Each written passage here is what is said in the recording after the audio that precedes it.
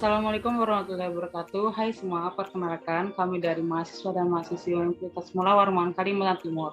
Nah, hari ini kami akan mempresentasikan peran dan sumbangan psikologi pendidikan bagi tenaga kependidikan. Untuk anggota kelompoknya, yaitu ada Angga Pratama, dengan saya sendiri Mega Pratiwi, Magnus Ananda, dan Akwarin Sani. Untuk selanjutnya akan dibacakan oleh teman saya, Angga Pratama. Silakan Angga. Psikologi pendidikan. Pengertian psikologi pendidikan adalah ilmu yang mempelajari tentang perilaku manusia dalam dunia pendidikan yang meliputi studi sistematis tentang proses-proses dan faktor-faktor yang berhubungan dengan pendidikan manusia yang tujuannya untuk mengembangkan dan meningkatkan keefisien dalam pendidikan. Sedangkan menurut Arthur, psikologi pendidikan adalah sebuah subdisiplin ilmu psikologi yang berkaitan dengan teori dan masalah kependidikan yang berguna dalam hal-hal penerapan prinsip-prinsip belajar dalam kelas, pengembangan dan pembaruan kurikulum, ujian dan evaluasi bakat dan kemampuan, sosialisasi proses-proses dan interaksi proses-proses tersebut dengan pendayaan ranah kognitif dan penyelenggaraan pendidikan keguruan. Selanjutnya akan dibacakan oleh teman saya yang bernama Mega Pratiwi. Selanjutnya, hubungan psikologi dengan ilmu pendidikan. Ilmu pendidikan sebagai suatu disiplin bertujuan memberikan bimbingan hidup manusia sejak ia lahir sampai ia mati. Pendidikan tidak akan berhasil dengan baik jika tidak dibarengi dengan psikologi. Demikian pula, watak dan kepribadian seseorang ditunjukkan oleh psikologi. Oleh karena itu, begitu eratnya hubungan antara psikologi dan ilmu pendidikan, maka lahirlah yang namanya psikologi pendidikan. Slide selanjutnya akan dibacakan oleh teman saya, Magnus Ananda. Baik, perkenalkan saya Magnus Ananda, saya akan melanjutkan membaca materi. Jadi, ruang lingkup psikologi pendidikan. 1. Pengetahuan. Pengetahuan tentang aktivitas jiwa peserta didik, inteligensi, kepribadian, karakter individu, bakat peserta didik, tumbuh kembangnya, pembinaan disiplin di dalam kelas, motivasi belajar, perilaku guru, strategi belajar mengajar, dan masalah-masalah khusus dalam pengajaran dan pendidikan. Proses mengajar memberikan dampak secara pengetahuan atau kognitif pada peserta didik yang awalnya tidak tahu tentang materi yang diberikan menjadi tahu. 2. Pembawaan.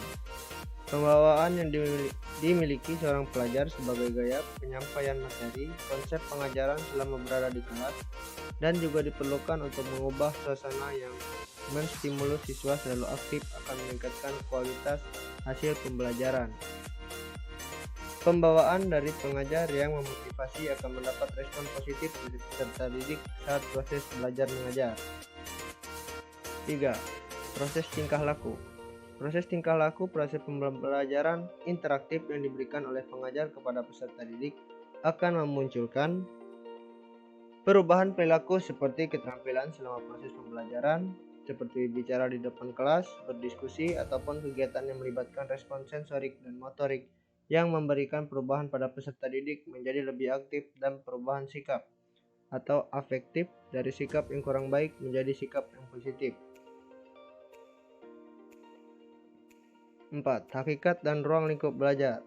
Hakikat dan ruang lingkup belajar mengacu proses pembelajaran seperti interaksi, materi yang diberikan kepada peserta didik. 5. Perkembangan peserta didik. Perkembangan siswa dari tingkah laku yang ditunjukkan ketika di kelas, ketertarikan atau keaktifan saat mengikuti pelajaran, hasil yang didapatkan ketika tes, dan tampak dari sikap cara berbicara interaksi dengan pengajar dan temannya. 6. Faktor yang memengaruhi belajar. Situasi belajar sangat berpengaruh terhadap proses pembelajaran. Situasi seperti tempat dan suasana sangat mempengaruhi keberhasilan mengajar seorang pengajar. Sikap pengajar, semangat kelas, sikap keluarga, dan masyarakat juga merupakan faktor yang mempengaruhi situasi belajar dan pada akhirnya mempengaruhi kualitas proses dan hasil pembelajaran. 7. Pengukuran pendidikan. Evaluasi yang dilakukan terhadap peserta didik setelah mendapatkan proses pembelajaran adalah waktu tertentu untuk mengukur perkembangan pendidikan yang telah didapat. 8. Aspek praktis pengukuran. Iat ukur yang digunakan untuk mengetahui perubahan perilaku peserta didik hasil dari proses pembelajaran. Transfer belajar. Nomor 9. Transfer belajar. Sikap positif yang diajarkan dan diterapkan selama di sekolah akan dimiliki oleh peserta didik, seperti yang awalnya tidak disiplin menjadi disiplin, yang sebelumnya tidak bisa berpakaian rapi menjadi berseragam dengan rapi. 10. Kesehatan mental. Kesehatan mental peserta didik ditandai dengan keikutsertaannya dan keaktifannya dalam mengikuti setiap kegiatan pembelajaran, baik secara individu maupun berkelompok. 11. Pendidikan karakter. Karakter psikologi dibentuk dari budaya yang diterapkan selama masa pembelajaran di bangku sekolah oleh pengajar. Budaya merupakan aturan-aturan kedisiplinan ataupun asas dari kebudayaan yang ada pada suatu daerah. 12. Kurikulum pendek. Kerangka pembelajaran untuk tujuan pembelajaran yang efektif dan efisien. Baik, akan dilanjutkan oleh teman saya. Nama saya Muhammad Surya Akbar Insani. Saya akan melanjutkan pembacaan manfaat dan kegunaan psikologi pendidikan.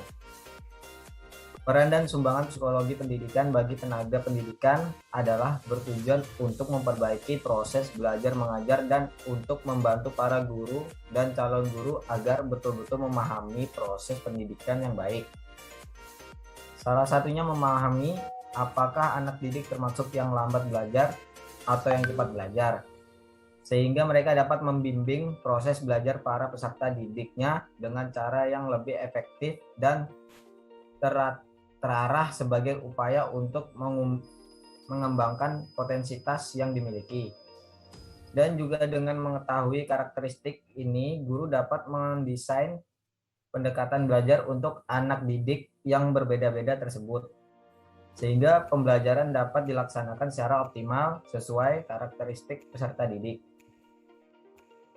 Inti persoalan psikologi pendidikan terletak pada anak didik, sebab pendidikan adalah perlakuan terhadap anak didik yang secara psikologis perlakuan tersebut harus selaras dengan keadaan anak didik. Dengan demikian, persoalan psikologis yang berperan dalam proses pendidikan anak dapat terjawab apabila pendidikan dapat memberikan bantuan kepada peserta didik agar berkembang secara wajar melalui bimbingan dan konseling. Pemberian bahan pelajaran yang berstruktur dan berkualitas. Oleh karena itu, seorang guru perlu terus-menerus berusaha untuk memahami mereka yang akan dipimpinnya dalam proses pendidikan.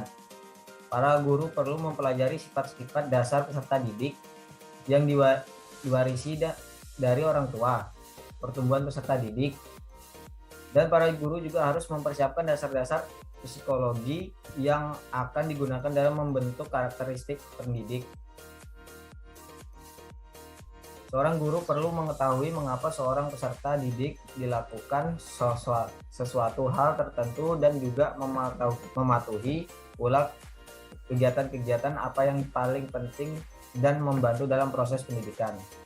Sekian, terima kasih. Sekian dari kelompok kami, terima kasih dan sampai jumpa.